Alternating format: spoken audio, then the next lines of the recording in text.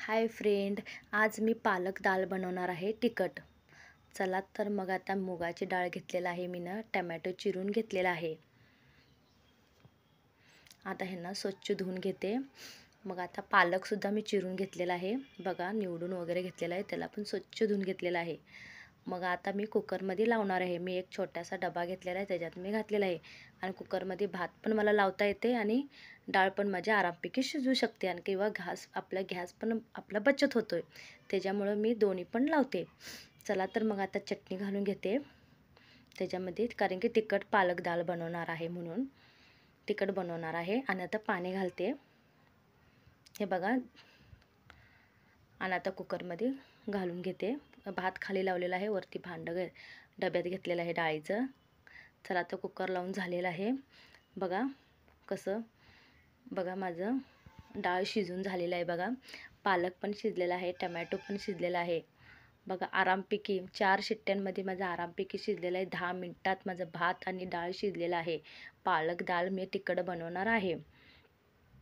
अशा प्रकारे मी ना अगदी साधं सोपं आपल्या बचत गॅस करायचं असेल तर 2 प्रकारचं भात पण शिजून जातं आणि आमटीसाठी आपल्याला फास्टमध्ये आपण बनवू शकतो.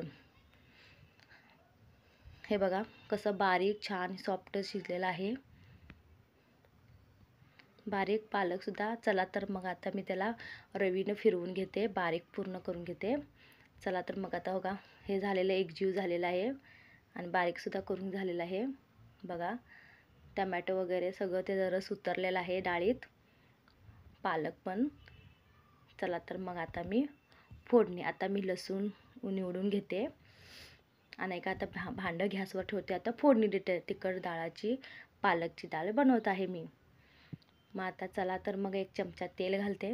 तुम्हाला जितकं तेल लागते तेवढं तुम्ही घालू शकते, 2 चमचे 1 चमचा. चला तर मग मी तेलाचा वापर खूप कमी करते, 1 चमचा घालते मी. चला तर मग आता 4 लसणाच्या कुड्या घालून घेते.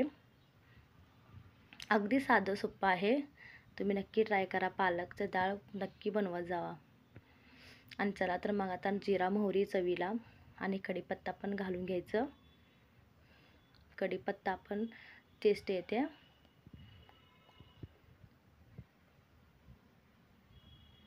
चला तर मग ह्याला तांबूस कलर आलेला आहे. चला तर मग आता मी फोडणीसाठी डाळाची शिजून घेतली ती आता त्याच्यात घालते. हे बघा कसं कलर आलेला आहे, बघा.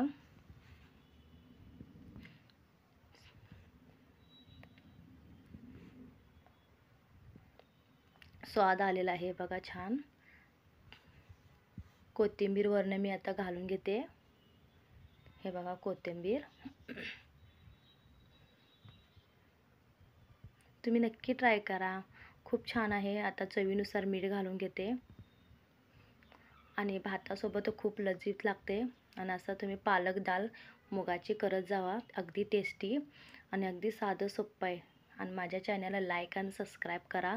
अगदी माझं चॅनलमध्ये जास्तीत जास्त व्हिडिओ माझी साधी सोपी असतात आणि जास्त काय घरचाच मसाला असतो, जास्त काय हेवी नसते. आणि तुम्ही बघत जावा. आणि जे काय मी जर काय विसरलं असेल तर मला कमेंटमध्ये नक्की कळवा. आणि बघा तुम्हाला कसं वाटलेलं आहे आणि तुम्ही नक्की ट्राय करा. बाय.